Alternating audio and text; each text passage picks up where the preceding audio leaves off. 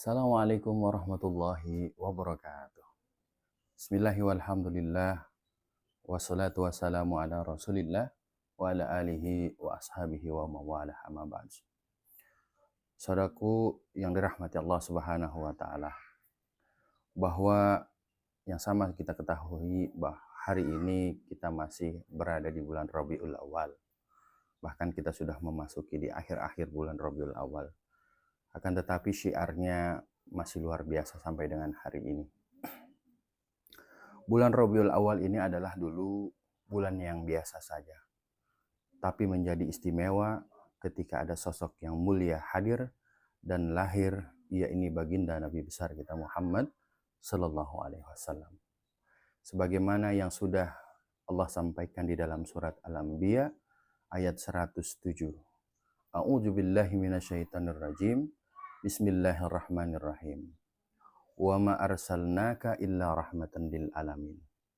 Dan tidak akan aku utus engkau Muhammad kecuali menjadi rahmat bagi sekalian alam. Saudaraku yang dirahmati Allah Subhanahu wa taala, Rasulullah Shallallahu alaihi wasallam hadir di muka bumi ini tidak hanya menjadi rahmat bagi seluruh alam, akan tetapi sosoknya adalah menjadi contoh dan suri tauladan yang harus kita tauladani. Lalu kenapa Rasulullah Shallallahu Alaihi Wasallam senantiasa harus kita menjadikan contoh dan suri tauladan yang harus kita tauladani? Setidaknya ada 3 hal kenapa Rasulullah menjadi contoh dan suri tauladan yang harus kita tauladani. Yang pertama adalah Rasulullah Shallallahu Alaihi Wasallam adalah sosok manusia yang utuh. Basyarun la kal basyari.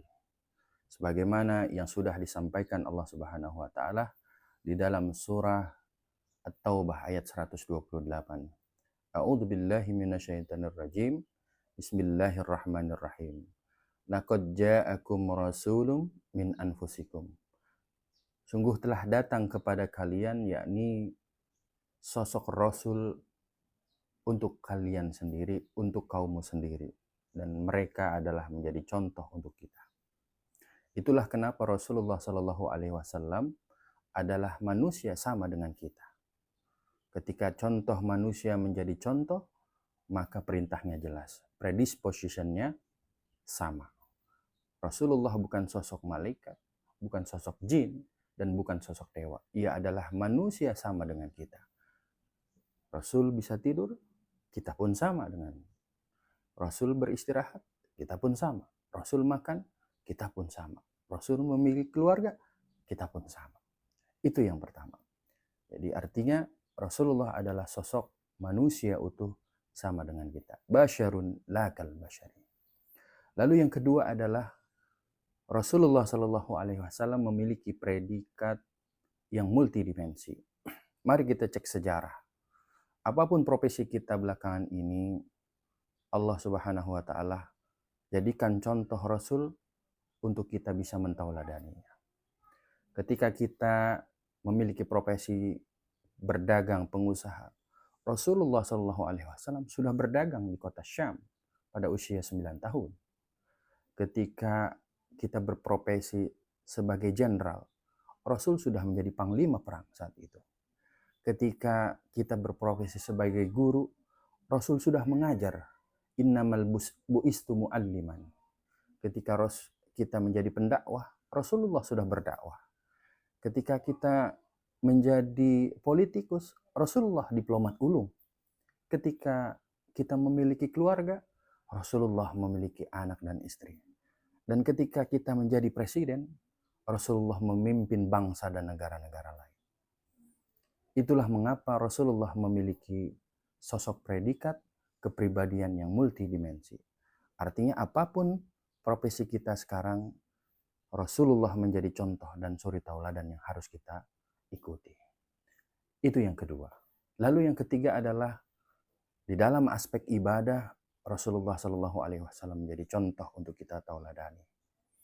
Yang paling bersih hatinya adalah Rasulullah Shallallahu Alaihi Wasallam. Yang paling mulia akhlaknya adalah Rasulullah Shallallahu Alaihi Wasallam. Yang sudah dijamin diampunkan dosanya, bahkan dijamin surganya adalah Rasulullah Shallallahu Alaihi Wasallam. Akan tetapi demikian, ketika malam Rasulullah Shallallahu Alaihi Wasallam masih bangun malam untuk melaksanakan sholat, bahkan kakinya sampai bengkak-bengkak. Sebagai tanda apa? Sebagai tanda rasa syukur Rasulullah kepada Allah Subhanahu wa taala atas segala karunia yang telah berikan. Mari kita cek bersama pada diri kita, bagaimana akhlak kita kepada orang, bagaimana akhlak kita kepada Rasul, bagaimana akhlak kita kepada Allah Subhanahu wa taala. Sudah sejauh mana kebaikan kita? Itulah mengapa Rasulullah menjadi contoh untuk kita tauladani.